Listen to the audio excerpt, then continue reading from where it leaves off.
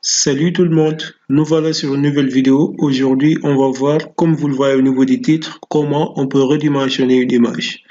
Redimensionner une image parce que vous avez par exemple une image qui est vraiment de qualité et qui est conforme à ce que vous voulez faire, mais qu'il est trop grand, non, excusez-moi, qu'elle est trop grande ou bien qu'elle est trop petite pour ce que vous voulez faire. Donc, il est idéal de redimensionner l'image en fonction de votre besoin, c'est-à-dire en fonction du format exact dont vous voulez le faire. Donc, sans plus tarder, on va aller sur Photoshop. Je vais vous montrer quelle est la méthode pour le faire. On y va. Une fois sur Photoshop, vous allez sur Fichier, sur Ouvrir, pour ouvrir l'image dont on veut redimensionner. Une fois là, maintenant, j'ai choisi cette image-là pour notre vidéo. C'est juste un exemple. Allez sur Ouvrir. Maintenant, on est là, notre image est là. La première méthode que je conçois, en tout cas plus simple, c'est d'aller au niveau de l'image et de taille de l'image. Maintenant, là, on peut diminuer notre largeur et c'est Photoshop qui nous donne exactement la hauteur. Voilà, on donne par exemple un 300 et c'est Photoshop qui nous donne directement une hauteur de 225. C'est pour garder la qualité de l'image. On clique sur OK et voilà, on a ça. Maintenant, vous pouvez remarquer une chose, c'est qu'on ne peut pas choisir notre propre hauteur et notre propre largeur avec cette méthode-là. Alors que si par exemple, moi je voulais choisir 300 et 200, c'est impossible pour cette méthode-là. Donc pour cela, on va aller choisir une autre méthode. On ferme tout cela. On va retourner comme d'habitude, aller sur Ouvrir. On sélectionne l'image, Ouvrir encore. Et voilà, on est à nouveau sur notre image. Maintenant, ce que je vous conseille de faire, c'est d'aller sur Fichier, Nouveau. Maintenant, on va essayer de créer une page qui est exactement, ou bien qui a exactement le format dont on veut redimensionner l'image. On va choisir un format, par exemple, de 320 et de 230. Donc là, on a choisi notre largeur et notre hauteur. Donc, c'est à nous maintenant, c'est notre propre format, si je peux dire ainsi. On y va sur OK. Voilà, donc notre image va respecter exactement ce format-là. Comment on peut le faire? On retourne au niveau de l'image, on met un CTRL A, ensuite on met un CTRL C. CTRL A, je rappelle, c'est pour sélectionner le contenu de l'image. Le CTRL C, c'est pour copier l'image.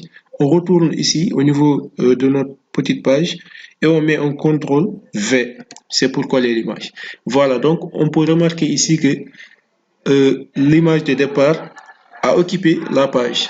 Elle a occupé la page, mais pas comme on le veut, c'est-à-dire d'une manière aléatoire, on peut dire. Maintenant, pour voir le contenu de l'image tout entier, il faut cliquer sur un CTRL T. CTRL T, voilà. On peut mettre un CTRL- pour un peu dézoomer la chose pour qu'on puisse voir le contenu tout entier. Voilà.